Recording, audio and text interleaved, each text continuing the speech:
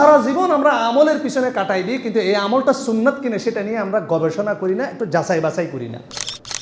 এই জন্য আমল করার আগে আপনাকে জানতে হবে। ইবনে আব্বাস রাদিয়াল্লাহু তাআলা আনহু বলছেন, মান আমিলা বিগাইরি ইলম কানা মা ইউফসিদু আকতারা মিম্মা ইউসলিহ। কোনো ব্যক্তি যদি এলেম ছাড়া আমল করে, জানে না, কোরআন হাদিস সম্পর্কে জানার চেষ্টা করে না, শুধু আমল করতেছে হুজুরকে দেখি দেখি, ওই ব্যক্তির মাধ্যমে লাভের চেয়ে ক্ষতি হয় বেশি। মনে হচ্ছে এই লোক নামাজ পড়তেছে, সে নামাজ পড়তেছে না, সে দ্বীনের ক্ষতি করতেছে। আমাদের মধ্যে অনেক মানুষ মনে করে যে আল্লাহু আকবার বলে মসজিদে দাঁড়াই গেলেই মনে হয় ইবাদত, লা, রোজা রাখলেই মনে হয় ইবাদত না। আচ্ছা, নামাজ পড়া ভালো কাজ না খারাপ কাজ? নামাজ পড়লে সওয়াব হয় না গুনাহ হয়? সুন্দর সহজ উত্তর। সূর্য ওঠার সময়, সূর্য যখন ওঠে, সূর্য যখন অস্ত যায়, সূর্য যখন মাথার উপরে থাকে, তখন যদি নামাজ পড়েন সওয়াব হবে না গুনাহ হবে? খেলায় এখনই তো বললেন নামাজ পড়া ভালো কাজ। শুধু 3টা সময়ের কথা বললাম। নামাজ পড়তেছেন, আপনি আল্লাহু আকবার বলতেছেন, সুবহানাল্লাহ আলহামদুলিল্লাহ বলতেছেন, সূরা ফাতিহা পড়তেছেন, আল্লাহর প্রশংসা করতেছেন, রাসূলের উপর দরুদ পড়তেছেন। সূর্য সময়টা হচ্ছে সূর্য উঠতেছে, সূর্য ডুবতেছে। আপনার সওয়াব হবে না গুনাহ হবে?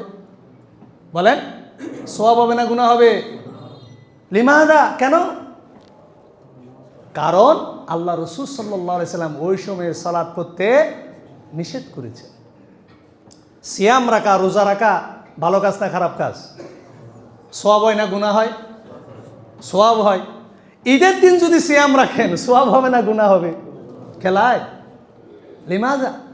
অনেকে তো মনে করেন রোজা রাখছি তো সওয়াব, রোজা রাখছি সওয়াব না।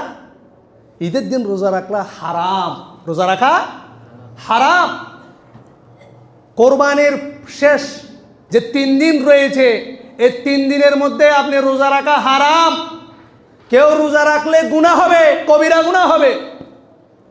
আল্লাহ এই দিনগুলোতে রোজা রাখা হারাম করেছেন। শুধু এই রোজা নয়, আপনি যদি মাসকে মাস রোজা রাখেন, আজকে রোজা রাখলেন, কালকে রোজা, যেখানে সমে উইসাল বলা হয়, সমে বেসাল বলে আমাদের হয়। আমাদের পত্রিকায় বিভিন্ন সময় আসে 22 বছরদেরও রোজা, এর কোনো রোজাই কবুল হয়নি। রোজা রাখলেই ইবাদত হবে আপনাকে বললো কে? তাহলে রোজা রাখা, রোজা রেখেও আপনি গুনাহগার হলেন, কবিরা গুনাহ হলেন। এই রোজার কারণে আপনি জাহান্নামে যাবেন। কেন? আল্লাহ রাসূল সাল্লাল্লাহু আলাইহি ওয়াসাল্লাম যেই দিন রোজা রাখতে বলেছেন আপনি সেই দিন রোজা রেখেছেন। সৈয়দ ইবনে মুসাইয়িব রাহিমাহুল্লাহ একদিন এক ব্যক্তিকে ফজরের ফরজ সালাতের পরে সালাত আদায় করতে দেখলেন। যদিও বা আমাদের মধ্যে অনেকেই জানেন না, অনেক ব্যক্তি যদি ফজরের ফরজ সালাত আপনার শুরু হয়ে গেছে, ফরজ সালাতের একামত হয়ে গেলে আর সুন্নত সালাত পড়া যায় না। তাহলে ফজরের যে 2 রাকাত সুন্নত, অনেক দামি সুন্নত, কখন পড়ব? উত্তম হচ্ছে সূর্য ওঠার পরে পড়া। আর কারো যদি ওই সময় পর্যন্ত সময় না থাকে, ফরজ সালাতের পরে উনি সুন্নত পড়ে ফেলতে পারবে। আবু দাউদের মধ্যে আল্লাহ রাসূল সাল্লাল্লাহু আলাইহি ওয়াসাল্লাম এক সাহাবী পড়েছেন, আল্লাহ রাসূল অনুমতি দিয়েছেন। সূর্যের ওঠার আগে ফরজ সালাতের পরে কে সুন্নত পড়লে পড়ে ফেলতে পারবে।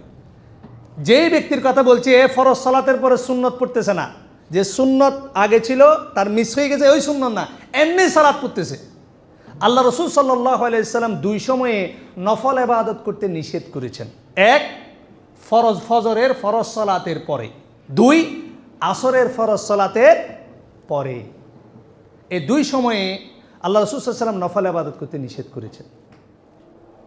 এক ব্যক্তি ফজরের ফরজ সালাতের পরে নফল ইবাদত করতে দাঁড়ায় গেছে। সাইয়্যিদ ইবনে মুসাইয়িব রাহিমাহুল্লাহ, বিখ্যাত তাবী, জিজ্ঞেস করলেন, তুমি এই টাইমে সালাত আদায় করতেছো কেন? তখন সে বলল, আল্লাহকে আমাকে নামাজ পড়ার কারণে পাকড়াও করবি? আমি তো রুকু সিজদা করতেছি, আল্লাহর তাসবিহ পড়তেছি। তখন তিনি বললেন, আল্লাহ তোমাকে নামাজ পড়ার কারণে পাকড়াও করবে না, জাহান্নামেও দেবে না। তোমাকে জাহান্নামে দেবে একটা কারণে, তুমি রাসূলুল্লাহ সাল্লাল্লাহু আলাইহি সাল্লামের নির্দেশকে ভায়োলেট করেছো, নির্দেশকে তুমি অমান্য করেছো। আল্লাহ রাসূল যেটা নিষেধ করেছেন তুমি ওই টাইমে তুমি সালাত আদায় করছো, যে টাইমে সালাত আদায় করতে, নফল ইবাদত করতে আল্লাহ রাসূল নিষেধ করেছেন।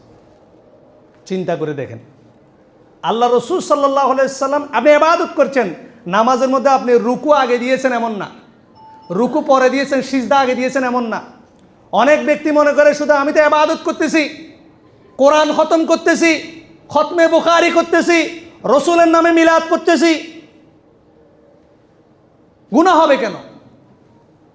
আমি 10 বার সূরা ইখলাস পড়তেছি, 10 বার আমি সূরা কাফিরুন পড়তেছি, সালামুন আলা ইয়াসিন, সালামুন আলা ইয়াসিন, সালামুন আলা মুসা ওয়া হারুন, সালামুন আলা মুসা ওয়া হারুন। আমি তো আল্লাহর কোরআন থেকে জিকির করতেছি, গুনাহ হবে কেন? প্রশ্ন হচ্ছে আল্লাহ রাসূল সাল্লাল্লাহু আলাইহি সাল্লাম এই তরিকায় ইবাদত করেছেন কিনা? যদি করেন সওয়াব হবে, যদি না করেন, আপনি যদি সারা জীবন যদি আল্লাহর কোরআন থেকে এভাবে জিকির করেন, আপনার সওয়াব হবে না, কবিরা গুনাহ হবে। কেন? আল্লাহ রাসূল সাল্লাল্লাহু আলাইহি সাল্লাম এভাবে ইবাদত করেননি।